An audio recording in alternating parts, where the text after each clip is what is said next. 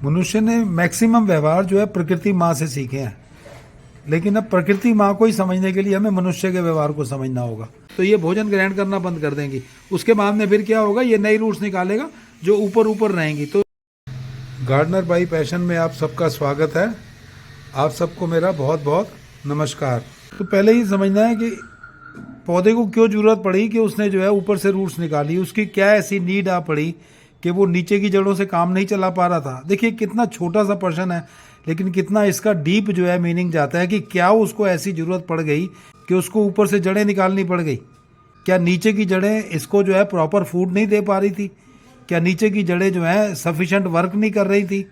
क्या नीचे की जो इसकी मिट्टी है उसके अंदर ऐसा भोजन उपलब्ध नहीं था कि इसको ऊपर की तरफ जड़ें निकालनी पड़ गई?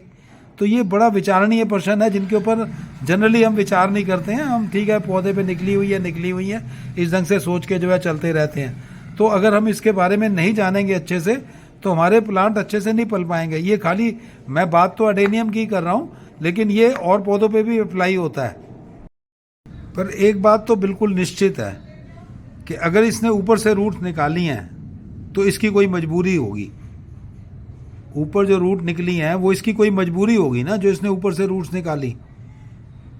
इस ढंग से जो है अगर हम विचार करना शुरू करते हैं तो हम इनके तथ्यों को जान पाते हैं, हम वो गहरे गहरे पॉइंट समझ पाते हैं जो प्लांट के साथ जुड़े हुए हैं, प्लांट के स्ट्रेस के साथ जुड़े हुए हैं। अगर एक व्यक्ति जो है किसी एक जगह से अच्छा कमा रहा है और वो उसमें संतुष्ट है तो उसको और काम करने की जरूरत नहीं पड़ेगी, उसको बहुत सारा जो है इधर उधर हाथ नहीं मारने पड़ेंगे।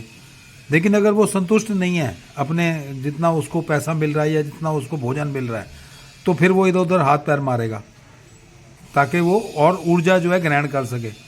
तो सारा खेल ऊर्जा का है। तो जो इसके अंदर इसको ऊर्जा चाहिए, जब इसको प्रॉपर ऊर्जा नहीं मिल पा रही होती तब ये अपनी ऊर्जा को बढ़ाने के लिए अलग से रूटों का निर्माण करता है और उनको जो है ऊपर से निकालना शुरू कर देता है। क्योंकि ये खाली आप अडेनियम में नहीं देखते हैं, आप और पेड़ पौधों में भी देखते हैं कि ऊपर से जो है जड़ें निकल आती हैं। जैसे आपने बरगद का पेड़ भी देखा होगा, पीपल का पेड़ भी देखा होगा, ये ऊपर से जड़ें जो है नीचे लटका देते हैं और अपने जो है अपने भोजन को लेने की कोशिश करते हैं। तो इसका मुख्य कारण ये रहता है कि इसको कहीं ना कहीं भोजन की जो है कमी हो रही है। अगर भोजन की कमी नहीं होएगी तो ये जो है इस ढंग से अपनी रूट्स नहीं निकालेगा। कि ये दो वजह होती हैं, या तो ओवर वाटरिंग और या फिर पानी का ना मिलना। जब हम इसको मतलब शैलो वाटरिंग करते रहते हैं, ऊपर ऊपर से पानी देते रहते हैं और नीचे से पानी मिलना बंद हो जाता है। अभी तो ये देखिए थैली में लगा हुआ है और ये नर्सरी से आया है, तो नर्सरी में भी ऐसा संभव हो जाता है क्योंकि वहाँ पे बहुत ज़्यादा पौधे होते हैं।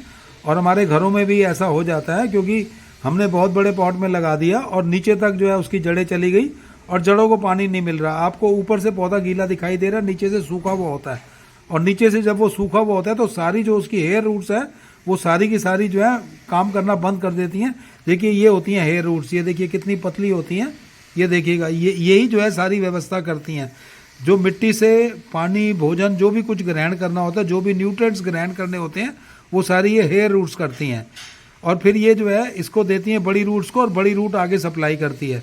तो सबसे पहले भोजन जो है रूट्स लेती हैं, उसके बाद में तना लेता है, उसके बाद में जो है लीव्स लेते हैं, उसके बाद में जो बचता है तब जाके फ्लावरिंग होती है। तो इस सिस्टम को समझना बहुत ज़रूरी है। तो होता क्या है कि जब नीचे की जब पानी बहुत दिन तक नहीं मिलता तो ये हेयर रूट्स इतनी पतली होती हैं, ये उसको सहन नहीं कर पाती हैं और ये ख़त्म हो जाती हैं, डेड हो जाती हैं।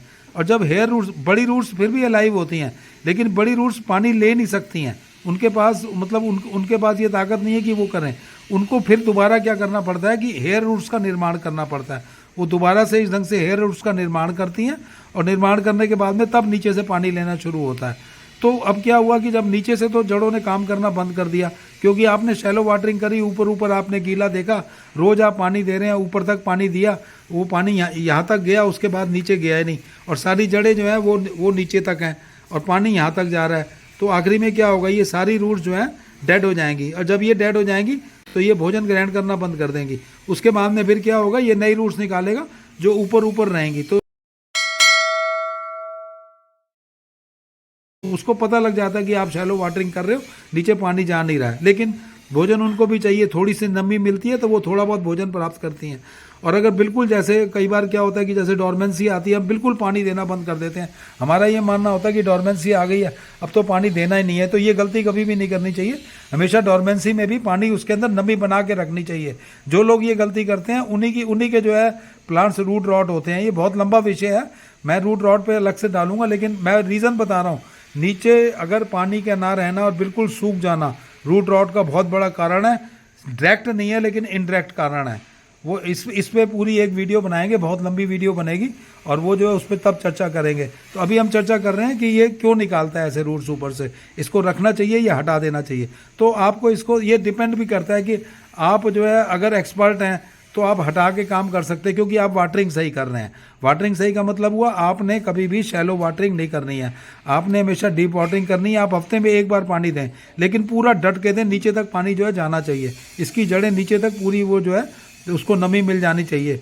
और पानी नीचे से ड्रेन होल आपका अच्छा होना चाहिए, हमेशा पानी जो है नीचे से ड्रेन आउट हो जाए। अगर वो उसके अंदर जमा होएगा तब भी जो है नुकसान करेगा, लेकिन इतना पानी उसको चाहिए कि नीचे की हर जड़ जो है नमी मिले। 7 दिन तक अगर आप पानी ना दें वो इसके लिए चलेगा, ये भोजन यहाँ से ले लेगा, लेकिन नीचे जो है नमी बनी रहनी चाहिए। अगर नीचे नमी बननी बंद हुई तो नीचे की जो हेयर रूट्स है सारी खत्म हो जाएंगी, और फिर क्या होगा, फिर इसको ऊपर से रूट्स निकालनी पड़ेंगी। तो अगर आप पानी देने में सक्षम नहीं है, मतलब सक्षम से मेरा मतलब है आपके पास टाइम नहीं होता या क्या प्रॉब्लम्स है, या आप शैलो वाटरिंग करते हैं, तब आप इन रूट्स को रहने दें। अगर आप शैलो वाटरिंग नहीं करते हैं तो आप इन रूट्स को रिमूव कर सकते हैं। ये डिपेंड करता है आपका व्यवहार पौधे के प्रति कैसा है, आप पौधे को किस ढंग से पाल रहे हैं, आप किस ढंग से जो है उसका पालन पोषण कर रहे हैं। तो ये छोटे छोटे पॉइंट्स होते हैं, इनको ध्यान रखना चाहिए। क्योंकि मैंने आपको बताया, देखिए इतने रूट्स निकालने की ज़रूरत क्यों पड़ गई। अगर इसको नीचे से प्रॉपरली भोजन मिल रहा हो, ये क्यों रूट्स निकालेगा।